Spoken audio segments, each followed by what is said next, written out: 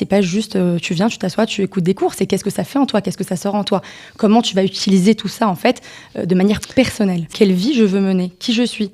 Donc ça va être vraiment tous les sujets qui sont importants à la construction, comme la Emouna, comme par exemple le Messilat Yesharim, le Moussar. Vraiment d'apprendre à construire nos méthodes. Pourquoi est-ce que c'est comme ça? Vraiment de la racine du pasouk jusqu'au obstacle. Donc vraiment du verset jusqu'au final, à la halakha finale. Elles s'appellent Léana Boublil et Odélia Farouz. Elles sont toutes les deux passionnées de judaïsme et pro dans leur métier respectif. Odélia, ici présente à ma droite, est assistante sociale dans la vie. Enchantée. Voilà, enchantée. Et Léana Boublil est professeure d'hébreu moderne et également diplômée d'un Torah Sheni en éducation. Bonjour. Enchantée. Et bienvenue Léana. Alors vous êtes là toutes les deux pour nous parler d'un nouveau projet qui s'appelle Midreshet Beitenu, un projet pour filles, un programme Massa pour permettre en fait de se découvrir ou en tout cas d'approfondir son identité juive. Est-ce que vous pouvez nous expliquer comment cette idée est née? Parce que c'est vrai que des programmes de midrasha, de séminaires, de prépa, il y en a, de toutes sortes. Alors pourquoi un nouveau programme? Tout a commencé très naturellement, pour tout vous dire. Ça a commencé à partir d'une discussion qu'on a eue avec Léana, un simple Shabbat, pendant Seudat Shlichit. Et Léana me parle d'un rêve qu'elle a d'ouvrir une midrasha. Et c'est vrai que j'avais ce rêve en commun. Et après, voilà, plusieurs vérifications. Est-ce qu'il y a de la demande? Est-ce qu'il y a un besoin? On s'est rendu compte que oui. On est parti se renseigner auprès de ceux qui sont vraiment dans le domaine depuis longtemps, comme des rabbanim de midrashot, qui nous ont vraiment... On peut les citer? Le Rav Kling, qu'on remercie, très fort pour son accueil. Et voilà, il nous a vraiment encouragé à le faire. Il nous a dit qu'il y a de la demande et ça nous a, on va dire, encouragé énormément, ainsi que Madame Arouani, que je remercie aussi, parce qu'elle nous a beaucoup aidés dans les débuts. Et voilà. Et oui, il faut dire que toutes ces, je sais pas comment on peut appeler ça, ces séminaires, ces midrashot sont full, elles sont complètes. C'est ça. En fait, on s'est rendu compte qu'il y avait une liste d'attente suite à ça, où des filles doivent rester en France parce qu'elles n'ont même plus de place. Donc on s'est dit, bon, bah, y a là, on ouvre, on fait quelque chose. Et pour ces filles-là, pour qu'il n'y ait plus de filles qui doivent rester en France par manque de place, c'était pas possible d'entendre ça pour nous. Alors, qu'est-ce qu'on va apprendre pendant cette année, voilà, en immersion? Je crois que ça va se situer dans les alentours de Jérusalem. C'est là-bas que les filles vont être logées. Qu'est-ce qu'on va faire? C'est une midrasha sioniste, torani, qui a pour but vraiment de donner aux filles tous les moyens, tous les outils pour qu'elles puissent se développer, grandir, approfondir leur identité. Donc on va étudier du Tanar, de la Emouna, du Moussar, des sujets de filles comme la Tsniout, la construction du foyer juif. On aura du coaching de vie. Avec des coachs? Avec des coachs et un accompagnement personnalisé avec Odélia. Ok, donc chaque semaine, un accompagnement, un débrief, c'est comme ça que ça va se passer? Exactement. Déjà, toutes les semaines, on commence pas par un cours, on commence par un débrief. C'est l'occasion déjà que les filles puissent avoir la parole, puissent dire ce qui va pas, de manière technique ou autre. Et à part ça, on propose... C'est facultatif, mais on propose des entretiens personnalisés, c'est-à-dire hebdomadaires, avec chaque fille. Donc vraiment... entretien personnalisé, où les filles peuvent soulever les questions qui sont apparues en elles, parce que c'est une année qui peut soulever énormément de questions internes. Et ça a besoin. On a besoin d'accompagner ces filles-là. C'est pas juste tu viens, tu t'assois, tu écoutes des cours. C'est qu'est-ce que ça fait en toi, qu'est-ce que ça sort en toi. Comment tu vas utiliser tout ça en fait de manière personnelle. Ça veut dire les questions qu'on se pose sur son avenir, qu'est-ce qu'on va choisir comme voie professionnelle, quel genre de mari on va épouser, quel genre de famille on veut construire, où on veut vivre, toutes ces questions-là. Exactement. Quelle vie je veux mener, qui je suis. Et moins, du coup, influencé par la société. Ce qui est normal, on est tous influencés par la société, mais du coup, on a moins l'occasion de se concentrer sur nous-mêmes. Et c'est vraiment ça qu'on veut leur donner, une opportunité de se concentrer sur elles-mêmes sans pression, on va dire. Ces pressions sont normales, mais on va essayer qu'elles soient les plus invisibles possibles pour qu'elles puissent, elles, se remonter et donner de la valeur à leur personne. Alors, Léana, vous avez parlé de sujets de Torah, de sujets féminins. Alors, est-ce que ça va être seulement ça ou il y aura un peu plus ? Non, ça ne sera pas que des sujets féminins, parce que pour se construire, on a besoin de plein de sujets différents. Et donc, ça va être vraiment tous les sujets qui sont importants à la construction, comme la Emouna, comme par exemple le Messilat Yesharim, le Moussar. Vraiment d'apprendre à construire nos méthodes, de retravailler les fondamentaux qu'on a appris quand on était à l'école, mais vraiment de les retravailler en profondeur, de poser toutes les questions qu'on a pu avoir, la halakha, pas simplement ce qu'il faut faire, mais d'où est-ce que c'est venu, pourquoi est-ce que c'est comme ça, vraiment de la racine du pasouk jusqu'au obstacle, donc vraiment du verset jusqu'au final, à la halakha finale. Il y aura bien sûr des intervenants différents, j'imagine, pour enseigner tout ça. Oui, bien sûr, évidemment, il y aura des intervenants différents, entre autres le président de la Midrasha, le Rav de la Midrasha, c'est le Rav Ariel El-Koubi, le Rav Ethan Fison. Ariel El-Koubi, qui est le gendre du Rav Bochko, pour ceux qui ne le savent pas. Ok, il y aura qui d'autre?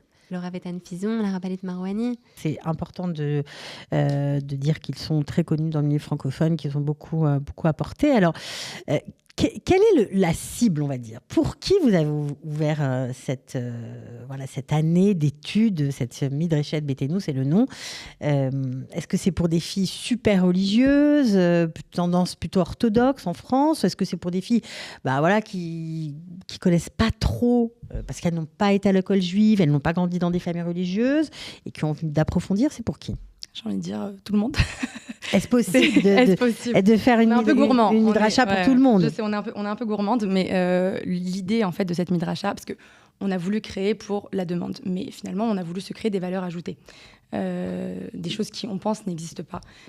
Et c'est vrai qu'on a pour objectif donc les quelques sortes de filles que vous avez citées, donc aussi une fille qui vient pas forcément d'un monde religieux, mais qui veut avancer, qui a cette volonté vraiment en elle de faire une année de Torah et de se remplir de ça. Et on a aussi des filles, on cible aussi ces filles-là, qui viennent d'un milieu religieux, mais qui n'ont pas accès à cette Torah, une Torah sioniste, donc une Torah d'Eretz Israël, une Torah avec une interprétation différente, je pense, de ce qu'elles ont entendu.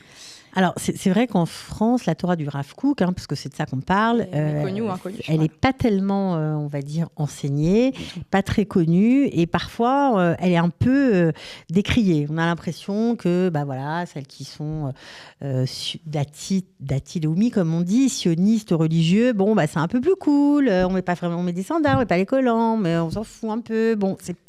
Est-ce que c'est ça? C'est exactement ça. C'est exactement ça. Vous avez bien décrit la situation, et je vois bien d'ailleurs quand je rencontre les filles, parce que j'ai eu l'occasion d'en rencontrer certaines, l'image qu'on a de ce tibour, de ce groupe en fait, et qui n'est pas... Enfin, je peux le comprendre, quoi. Je peux comprendre que ce soit vu comme ça, mais c'est vrai qu'on veut du coup créer quelque chose d'un peu différent là-dessus.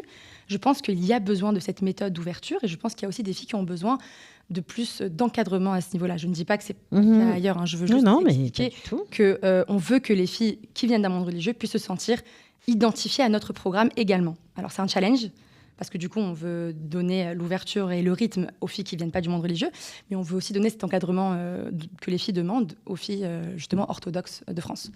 Alors, on a parlé de l'enseignement, on a parlé des matières, il va y avoir beaucoup d'autres choses. Exactement. On aura beaucoup d'autres choses. Du coaching et une coach de vie, et aussi du sport, parce que c'est important le sport. Donc un coach de sport aussi? Une coach. Une coach de sport, oui, bien sûr, pardon. C'est important. Une coach de sport, c'est quoi? C'est sport tous les jours? Non, une fois par semaine, une coach, pilates, zumba, un petit peu à la demande des filles. On aura des ateliers. Les ateliers, c'est vraiment le petit plus de notre midrasha, de notre séminaire. Des ateliers ludiques pour le kiff, apprendre à chanter, à danser, à peindre, plein de choses, de la pâtisserie. Et aussi des ateliers super utiles, comme apprendre à gérer son budget, passer le code ensemble, les premiers secours. Toutes ces choses-là qui nous manquent avant de sortir dans le monde des grands. En plus de ça, on aura des tioulim, des gros tioulim, des grands tioulim pendant l'année, mais et surtout, ce qui va rythmer notre activité, c'est un tioul à peu près une fois par mois, où on va vraiment sortir, apprendre sur le terrain avec notre sac à dos sur le dos, parce que quand on habite en Israël, la Torah, on la vit, c'est pas que dans le livre. Donc on veut vraiment partager ça avec les filles. Alors, est-ce qu'il y aura... on va dire un règlement, parce que chacun vient avec son niveau de pratique, avec ses habitudes, etc. Est-ce qu'il faudra se conformer à certaines choses? Oui. Ah. Notre règlement, il n'est pas très compliqué. On a le respect mutuel, c'est la première chose, mais aussi la tsniout, c'est-à-dire les jeunes filles doivent arriver en jupe et en t-shirt tsanoa, c'est-à-dire après le coude, pas de décolleté. Et la présence, c'est hyper important pour nous que les filles soient là, soient présentes. On est là pour passer une année ensemble, pour grandir ensemble. Et quand le groupe n'est pas présent au quotidien, ça nous empêche en fait de grandir tout ensemble et d'avancer dans ce processus tout ensemble. Juste autour de ce règlement, c'est très important pour nous de dire qu'il y a le dialogue. C'est-à-dire que si une fille, par exemple, c'est vrai qu'il y a un règlement sur les manches, il s'agit tellement de plus que de centimètres, mais C'est vrai qu'il y a un règlement sur les centimètres. Ok. Si jamais une fille le vit mal, elle est la bienvenue de venir en parler.